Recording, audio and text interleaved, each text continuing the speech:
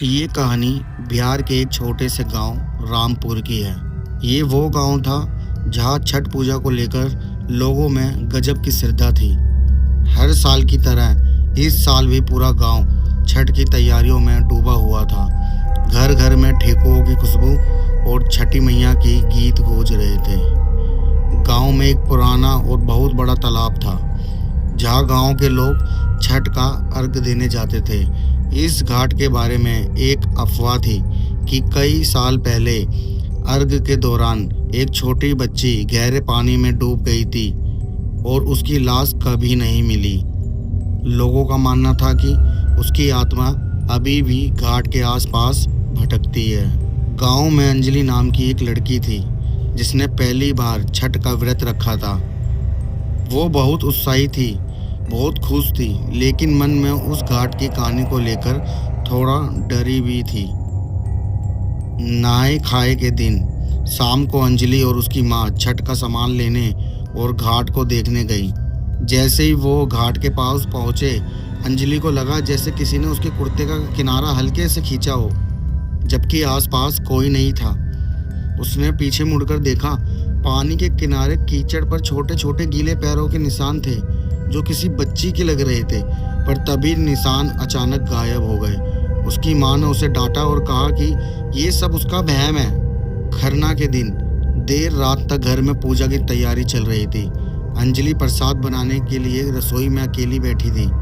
तभी उसके कानों में एक धीमी रोने जैसी आवाज़ आई जो पानी के छलकने जैसी लग रही थी। आवाज़ साफ साफ कह रही थी, अंजलि, मुझे भी प्रसाद दे दो, मैं भूखी हूँ। अंजलि डर के मारे कांप गई। उसने हिम्मत करके चारों तरफ देखा। खिड़की खुली थी और बाहर सिर्फ अंधेरा था। उसने सोचा कि ये हवा का शोर होगा।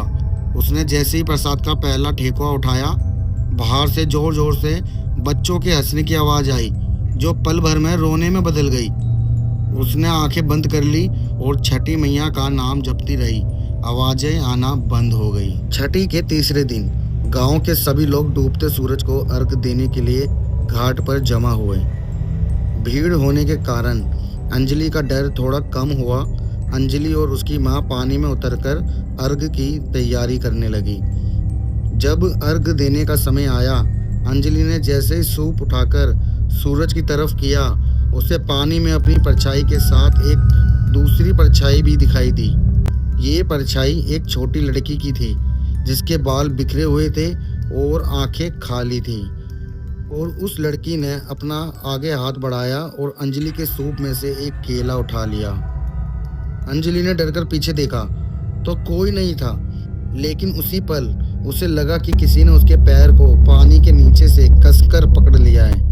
वह गिरते गिरते बची। जब उसने डरकर अपनी माँ को बताया तो माँ ने देखा कि अंजलि के पैर पर ठंडे पानी से सने हाथों के निशान थे। तभी घाट पर अचानक तेज हवा चलने लगी। नदी का पानी ऊपर उठने लगा और बीच पानी में एक भंवर बनने लगा। उसी भंवर में से वो छोटी बच्ची की धुंधली परछाई ऊपर आई और हवा में चिल्लाते हुए बोली, तुम सब यहाँ आते हो पर मुझे कोई याद नहीं करता। मैं तुम सबको यहीं खींच लूंगी। गांव वाले डरकर चिल्लाने लगे, लेकिन अंजलि की माँ ने अपनी आंखें बंद की और पूरी श्रद्धा से छठी मैया की प्रार्थना की। उन्होंने जोर से कहा, हे छठी मैया, हमारी रक्षा करो, ये हमारी आस्था का पर्व है। जैसे ही अंजलि की माँ ने जोर से छठी मैया का नाम लिया, भंवर शांत हो गया। पानी बहुत ज़्यादा शांत हो गया और वो डरावनी परछाई भी अचानक हवा में गायब हो गई। अगले दिन जब सुबह का अर्घ दिया गया तब सब कुछ नॉर्मल था। जब गांव वाले प्रसाद और अर्घ के सूप लेकर घर जाने लगे तो अंजलि के सूप में एक चीज़ कम थी, एक ठेकुआ और उसी जगह एक छोटा सा गीला खून से सना हुआ फूल पड़ा था। अंजलि आज भी ये सोचकर डरती है कि उस रात घाट पर कोई और भी था जो अर्घ में शामिल हुआ था और ये प्रसाद किसी अतृप्त आत्मा का अंतिम भोजन था। तो ये कहानी आपको कैसी लगी कमेंट करके मुझे ज़रूर बताना। और अगली स्टोरी ऐसी आने वाली है जो आपको रात को सोने नहीं देगी।